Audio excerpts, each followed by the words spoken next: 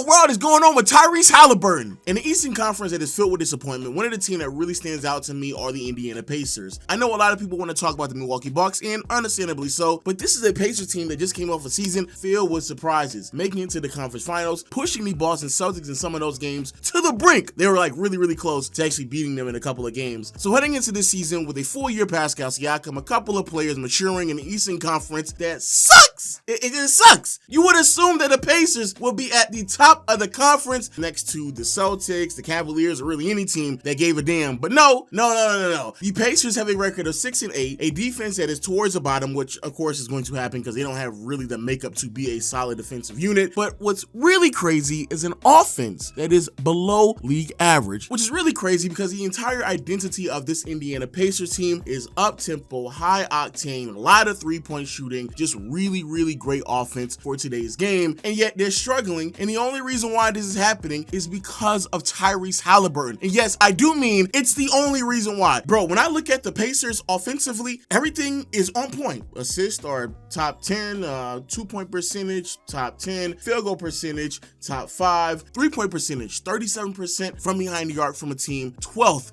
in the NBA. Across the board, everything is fine, and a large part of this is because everybody offensively is doing their job. Pascal Siakam, Miles Turner, Benedict Mathurin, Aaron Naismith, all shooting. I mean, Ben Shepherd, all shooting above 40% from behind the arc. Heck, some of those players I just named are well above 40% from behind the arc. Pascal Siakam doing his job, second option, 21 points. Miles Turner, Benedict Mathurin, all giving you 15 plus points. There should effectively be like 4 players on this roster giving you 15 to 20 points on any given night. There's one person, and it's the man that they just gave a max contract to over the season. The man that forced himself to play basketball so he can receive this super max deal, play all these games last year so he can get as many games on his belt so he can make the requirement to make All-NBA. The man that everyone, including myself, might be getting bamboozled by, and also the player who's supposed to be the best player on this team, Tyrese Haliburton. Bro, Tyrese to start this season is averaging 15 points, 8.5 assists,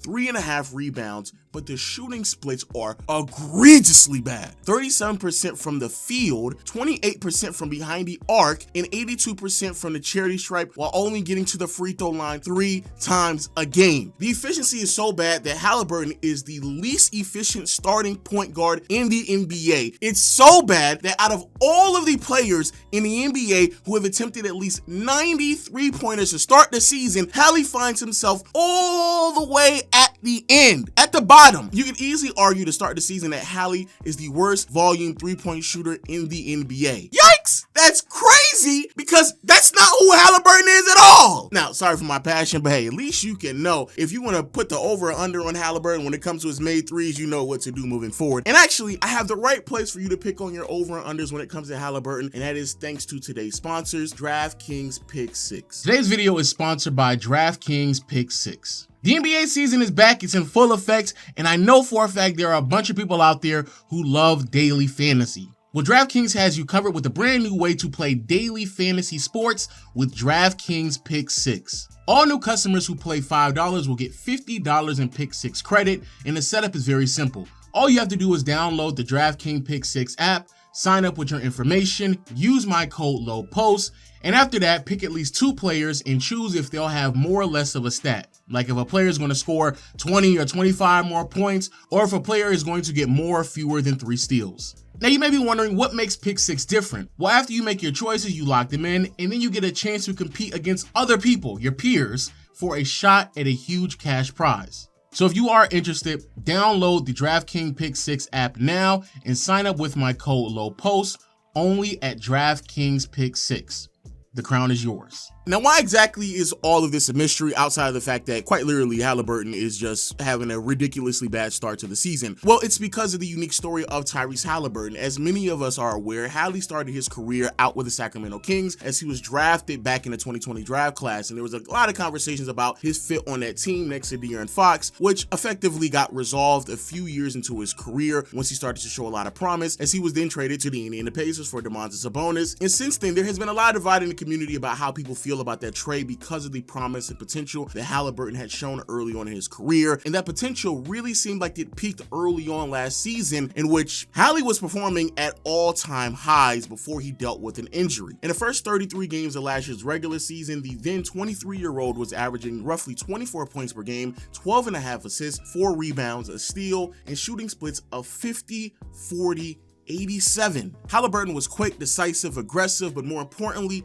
efficient. The accuracy that we saw from Hallie at the point guard position could rival those players of a Steve Nash, Damian Lillard, and dare I even say, even Stephen Curry, depending on which night you caught him on. And the impact wasn't just felt from an individual standpoint in the box score, because from a team perspective, the Pacers were peaking at all-time highs offensively and actually finished the year off with the second best offensive rating in the NBA. But then tragedy struck. He dealt with a hamstring injury in the middle of the season, which should have kept him sidelined for a little bit longer than he decided to, but forced himself back on the floor because, and I truly believe this, and I don't care what anybody says, because there's multiple quotes of not only Haliburton kind of alluding to this, but you can just kind of see that he didn't look 100% healthy. But in my opinion, forced himself back on the floor because he wanted to play as many games as possible due to a new rule that was set in place that set a certain threshold of how many games a player had to play to make an All-NBA selection, which is very pivotal for Hallie because he was at the last year of his rookie contract and was looking for a super max contract extension, which, you know, he ended up getting. But at what cost? Well, for the last 35 games of the season coming off of the hamstring injury, Haliburton's numbers went down across the board, now only averaging 17 points, 9 assists, 3 to 4 rebounds, and shooting splits of 45, 32, and 84% from the free throw line. The reduced impacts carried over into the postseason as well, and even though Hallie did have some really good moments throughout the playoffs, you can clearly see he just wasn't the same player that we saw in the first 30 some odd games in the regular season. Now, many people assumed, like myself, that he just needed more time to rest and heal and kind of get his hamstring situated. And even though, yes, he did go overseas to play for the Olympics, I swear, the Olympics is going to be the death of so many players starting off this year, because it really does question, like, why did you go? Like, if you're not healthy, if you're not 100%, you didn't have to force yourself, especially Haliburton. You weren't even playing, dog. You weren't even playing. So why did you go? But a lot of people were still optimistic because of the lack of minutes and because of the fact that when it comes to a hamstring injury, at the end of the day, you can sit out as many games as possible, but there are going to be lingering and lasting effects to that hamstring. And it seems as if like that might be the biggest reason why Haliburton has had such an egregiously bad start to the year. The accuracy is missing, the self-creation isn't there, and all in all, the level of aggressiveness is what's probably the biggest concern, and very obvious that just has completely disappeared early on for the now 24-year-old. When he gets to the rim, he does convert those shots at a roughly 70% clip, which is very respectable, especially for a guard that isn't that physical. However, so far this season, he's only really made about 16 shots in the restricted area, and about half of those shots came in transition, which means in a half-court set, he has a really hard time getting by defenders, putting pressure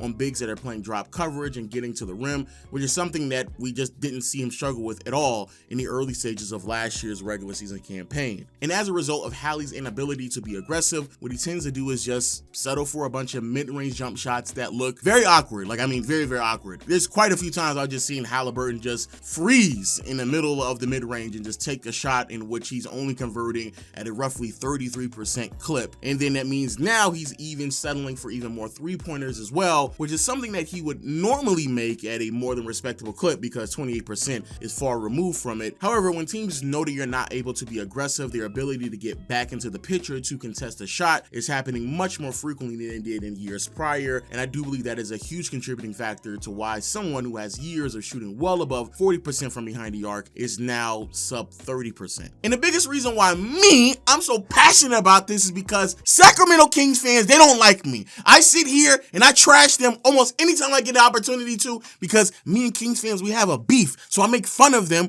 when they make a bad decision like trading Hallie, and it turns out to be a really dumb decision. And he turns out to be really, really great, show a lot of promise, but I can't get my hate off anymore because the man is struggling. Now, all joking aside, a big reason why I am so passionate about this is because of the promise that I saw from Hallie last year. Bro, those first 30-some games from Haliburton last year were magical. They were special. And he had a lot of people in the NBA community, including myself, ready to make leaps to put him in conversations that probably he really didn't deserve to be in. And I just assume that if he can continue that trajectory, that it will look really, really great. Now, I'm not sitting here saying that he's not going to be able to get back on that, because I do understand that when it comes to a hamstring injury, even though you can be on the floor, it's going to take a long time to fully recover from a lot of those lingering effects. However, bro, Hallie just looks really bad, like really, really bad. And when you're talking about someone who effectively is a defensive liability, all of their value is on the offensive side of the floor. When you are the least efficient starting point guard in the NBA, when you're someone who is the worst volume three-point shooter in the NBA, when you are someone who lacks a level of aggressiveness, so much so that you can turn a team that was second or third in pace last year to an average pace team this year. Yes, that's how much it has changed. Last year, when Hallie was on the floor, the Pacers operated at a level of an offensive rating of like 122. This year, when he's on the floor,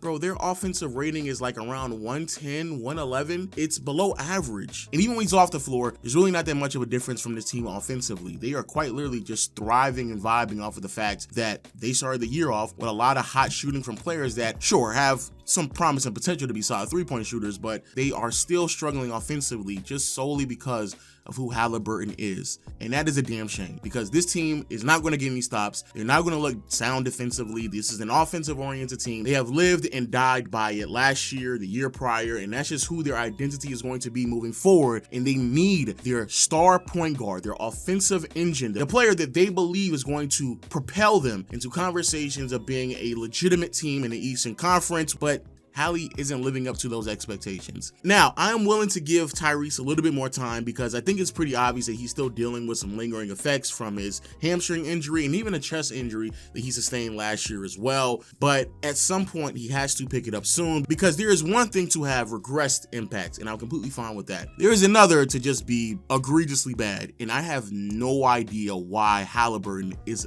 this bad, because at this point, brother, just sit down. But to be fair to the other side of the argument, the brother does play really good when he's at home. The numbers are completely different. The splits are completely different. So much so that you could beg the question, like, why exactly, if he is hurt, why does he play so much better at home than when he is away? And the numbers are really night and day. When he's at home, he's averaging 21 points, 3 rebounds, 8-9 assists. When he's away, it drops all the way down to fewer than 12 points per game, 4 rebounds, and 8 assists. And of course, the shooting splits across the board are completely different. My goodness, 30% from the field and 20% from behind the arc.